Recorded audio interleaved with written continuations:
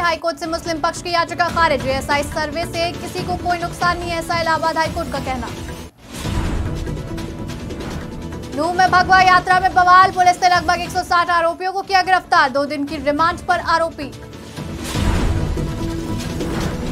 ज्योति मौर्य के खिलाफ कार्रवाई के आदेश, प्रयागराज कमिश्नर ने बनाई कमेटी। ज्योति मौर्य मामले में होगी जांच।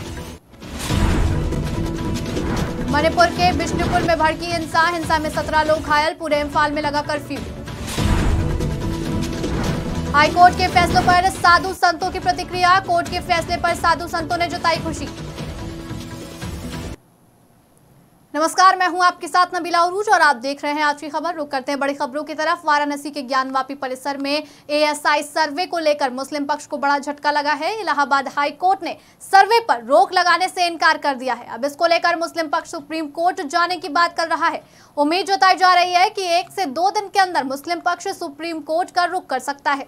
तो वहीं हिंदू पक्ष सुप्रीम कोर्ट में कैविएट दाखिल करने की भी बात कर रहा है। ये कैविएट इसलिए दाखिल किया जाएगा ताकि अगर हाईकोर्ट के फैसले के खिलाफ मुस्लिम पक्ष यानी मस्जिद कमेटी की तरफ से कोई अर्जी दाखिल की जाती है तो उसमें हिंदू पक्ष को भी सुनवाई का मौका दिया जाए। हिंदू पक्ष को सुनवाई का मौका दिए बिना कोई आदेश पारित न किया जाए।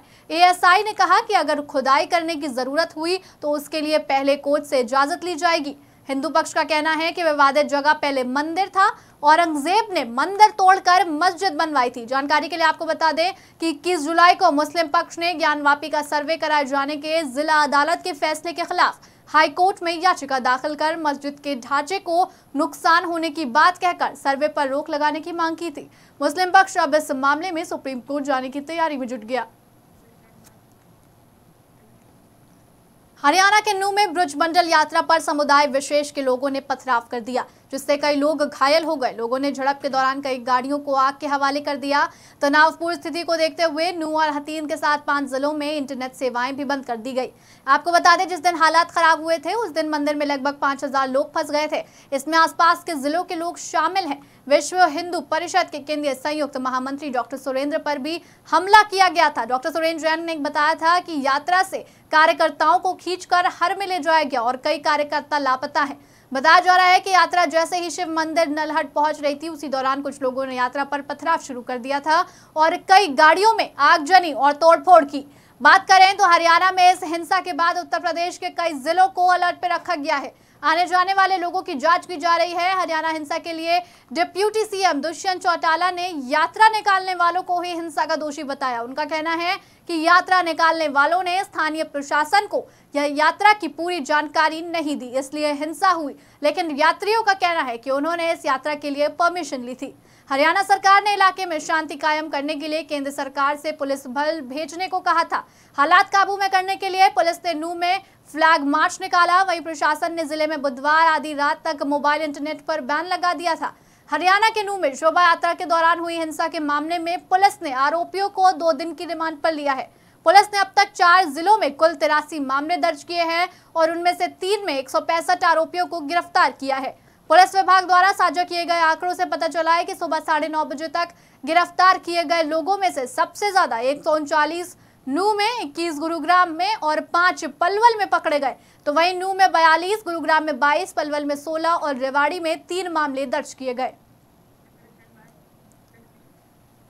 पीसीएस ज्योति मौर्य के खिलाफ कार्रवाई करने के आदेश दिए गए हैं। उत्तर प्रदेश सरकार ने ज्योति मौर्य के खिलाफ लगे आरोपों की जांच करने के लिए प्रयागराज कमिश्नर को कहा है। तो वहीं प्रयागराज कमिश्नर ने ज्योति मौर्य मामले में 3 सदस्यीय जांच कमेटी बना दी है। यह जांच कमेटी ज्योति मौर्य पर लगाए गए आरोपों की जांच करेगी।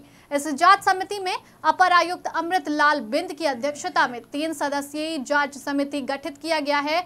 इसमें अमृत लाल बिंद अध्यक्ष के अलावा अपर जिलाधिकारी प्रशासन प्रयागराज हर्षदेव पांडे, अपर नगर मजिस्ट्रेट श्रीमती जयजीत कौर भी शामिल है। आपको बता दें कि ज्योति मौर्य और आलोक मौर्य का मामला पहले से ही सेक्शन 13 के तहत परिवारवाद न्यायालय में चल रहा है। पहले आलोक मौर्य ने ज्योति मौर्य के खिलाफ कई ऐसे कागजात दिए थे जिसमें पैसे की लेन देन की बात कही गई थी और इसकी शिकायत बाकायदा पीसीएस अधिकारी ज्योति मौर्य के पति आलोक मौर्य ने शासन से की थी। इसी आधार पर शासन ने ज्योति के खिलाफ जांच के आदेश दिए हैं। मणिपुर में हिंसा रुकने का नाम नहीं ले रही है और आए दिन कोई ना कोई हिंसा की खबर आती ही रहती है। तो अब वहीं मणिपुर के बिष्णुपुर जिले के कांगवई और फोगाकचाव इलाके में झड़प हुई, जिसमें कम से कम 17 लोगों के घायल होने की खबर आ रही है। हालात पर काबू करने के लिए सेना और आरएएफ के जवानों ने आंसू गैस के गोले दागे। बताया जा रहा है कि सेना की कार्रवाई के दौरान कुछ प्रदर्शनकारी घायल हो गए। एहतियात के तौर पर जिला प्रशासन ने पूरे इम्फाल घाटी में रात के कर्फ्यू के अलावा दिन के दौरान भी प्रतिबंध लगा दिया है। मणिपुर हिंसा को लेकर सियासत गर्म है। मणिपुर हिंसा के मुद्दे पर विपक्षी दलों का संसद में हंगामा जारी है। विपक्षी दलों ने संसद में जमकर हंगामा और नारेबाजी की। हंगामा के चलते संसद की कार्रवाई को स्थगित करना पड़ा। तो वहीं दूसरी तरफ मणिपुर हाईकोर्ट ने अहम आदेश दिया। हाईकोर्ट ने प्रस्तावित भूमि के संबंध में यथास्थिति बनाए रखने का आदेश दिया है। इस भूमि पर हिंसा में मारे गए कुकी समुदाय के सदस्यों के शवों को सामूहिक रूप से दफनाया जाना था। हाईकोर्ट ने कहा कि ऐसा करने से पहले से ही अस्थिर कानून और व्यवस्था की स्थिति फिर बिगड़ सकती है। ज्ञानवापी परिसर के सर्वे को लेकर इलाहाबाद हाईकोर्ट के फैसले पर अयोध्या के साधु संतों की प्रतिक्रिया सामने आई है। उन्होंने कोर्ट के फैसले पर खुशी जताई है। वहीं अयोध्या हनुमान गढ़ी के पुजारी राजू दास ने कहा कि हाईकोर्ट का जो फैसला आया है हम उसका स्वागत करते हैं। मुझे संविधान में आस्था है। हिंदुस्तान के मुसलमानों को आगे आकर इस बात को कहना चाहिए कि हमारे पूर्वजों ने जो भूल की है उसको हम सुधार कर सकते हैं। सिर्फ जिद की वजह से मंदिर का जो आकार था उसको ध्वस्त किया गया। इस मामले में एएसआई सर्वे को लटकाने, भटकाने और फंसाने की कोशिश करना दुर्भाग्यपूर्ण है। लेकिन मुझे संविधान पर भरोसा और कोर्ट पर विश्वास था और कोर्ट ने जो फैसला दिया है वो स्वागत योग्य है। तो वहीं तपस्वी छावनी के जगत गुरु परमहंस आचार्य ने भी हाईकोर्ट के फैसले को न्याय और सत्य की जीत कहा। उन्होंने कहा कि ये सभी सनातनी हिंदुओं के धैर्य की भी जीत है। संविधान के रास्ते में देर भले हो लेकिन जीत अवश्य मिलती है। इसलिए अब बहुत जल्दी सत्य उजागर होने वाला है। जिस तरह से अंधेरा चंद मिनट के लिए सूर्य को भले ढक ले, हमेशा के लिए नहीं ढक सकता है, उसी तरह भारतीय संस्कृति विरोधी विचारधारा सत्य को विलुप्त नहीं कर सकता है। अब बहुत जल्द ही वहां पर बाबा विश्वनाथ का अभिषेक पूजन शुरू होगा। आज इलाहाबाद हाईकोर्ट का जो फैसला आया है, ज्ञानवापी में एएसआई सर्वे की अनुमति, मुस्लिम पक्ष का सुनवाई खारिज करते हुए कोर्ट ने कहा कि नहीं, एएसआई सर्वे होना चाहिए। मैं कोर्ट को साधुवाद देता हूं और मुझको संविधान में आस्था है, विश्वास है। जिस प्रकार से वहां पर सनातनियों के साथ जाति हो रहा है, जिस प्रकार से आक्रांताओं का हिंदुस्तान का मुसलमान महिमा मंडन कर रहा है, ये दुर्भाग्य है। हिंदुस्तान के मुसलमानों को आगे आकर इस चीज़ को कहना चाहिए कि हमारे पूर्वजों ने जो भूल की है उसको हम सुधार कर सकते हैं। लेकिन वो शुद्ध रूप से महज जिद के नाते मस्जिद कह के और जो मंदिर का जो आकार था उसको ध्वस्त किया आक्रांताओं ने। उसके पक्ष में लगातार कि नहीं, एएसआई सर्वे ना हो, जांच ना हो, साइंटिफिक जांच, मतलब इस प्रकार से विषय को लटकाना, भटकाना और फंसाना, ये दुर्भाग्यपूर्ण था। लेकिन मुझको संविधान में भरोसा और कोर्ट पर विश्वास, कोर्ट ने जो आज फैसला दिया है बहुत स्वागत योग्य है। सावन का महीना चल रहा है, अधिक मास चल रहा है, भोले की कृपा है और सब सही सही होगा। जय जय सिया राम, जय जय। वाराणसी बाबा विश्वनाथ मंदिर परिसर के अंतर्गत ज्ञानवापी के एएसआई सर्वे को रोकने के लिए मुस्लिम पक्ष की याचिका को इलाहाबाद हाईकोर्ट ने खारिज करते हुए और हिंदू पक्ष में एएसआई सर्वे को अनुमति प्रदान की। यह न्याय की जीत है, सत्य की जीत है, संविधान की जीत है और सभी सनातनी हिंदुओं के धैर्य। संविधान के रास्ते में देर भले हो लेकिन जीत अवश्य मिलती है। इसलिए अब बहुत जल्दी सत्य उजागर होने वाला है। जिस तरह से अंधेरा सूर्य को चंद मिनटों के लिए भले ढक ले, हमेशा के लिए नहीं ढक सकता है, उसी तरह से जो राष्ट्र विरोधी विचारधारा है, जो भारतीय संस्कृति विरोधी विचारधारा है, वो कुछ समय के लिए भले टांग अड़ा ले लेकिन हमेशा के लिए सत्य को विलुप्त नहीं कर सकता है। इसलिए बहुत जल्दी बाबा विश्वनाथ का भी अब अभिषेक पूजन शुरू होगा। जय श्री राम। नेता प्रतिपक्ष विजय कुमार सिन्हा ने मुख्यमंत्री नीतीश कुमार के उत्तर प्रदेश के फूलपुर से लोकसभा चुनाव लड़ने की चर्चा को लेकर कड़ी प्रतिक्रिया दी है। उन्होंने कहा कि मुख्यमंत्री नीतीश कुमार जानते हैं कि वो बिहार में कहीं से भी चुनाव लड़ेंगे तो कम से कम 1 लाख वोट से हार जाएंगे। इसीलिए उनके दल के लोग उनको बिहार से बाहर भेजने में लगे हैं, परंतु मुख्यमंत्री को उत्तर प्रदेश की जनता स्वीकार नहीं करेगी। उन्होंने कहा कि मुख्यमंत्री नीतीश कुमार बख्तियार खिलजी, जिसने नालंदा, विक्रमशिला और अन्य क्षेत्रों में तबाही मचाई और भारत की संस्कृति को मिटाया, उसको नीतीश कुमार जीवंत करने में लगे हैं। ऐसे में नीतीश कुमार को उत्तर प्रदेश की जनता भी स्वीकार नहीं करेगी।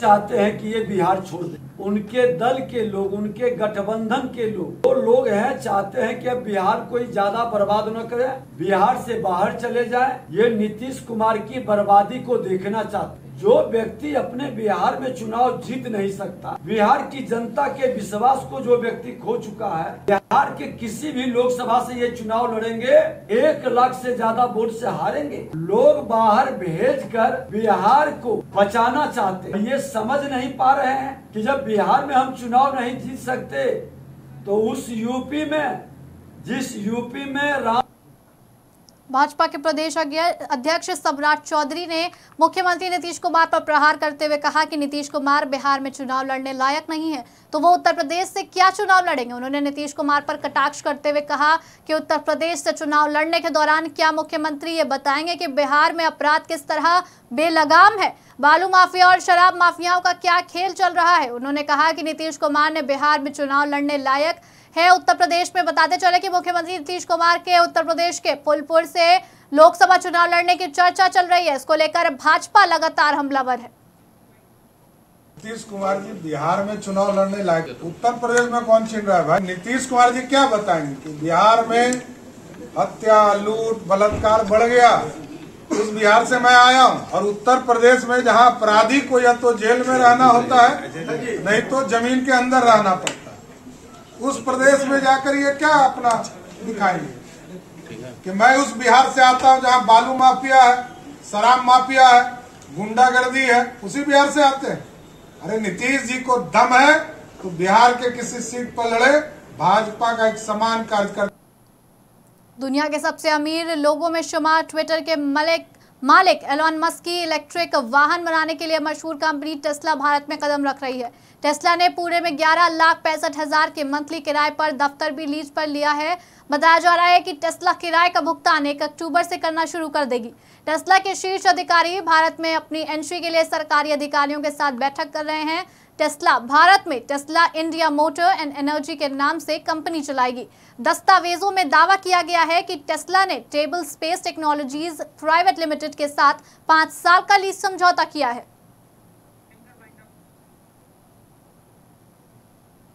फिलहाल इस बुलेटिन में इतना ही। देश और दुनिया की तमाम बड़ी खबरों के लिए बने रहिए आज की खबर के साथ।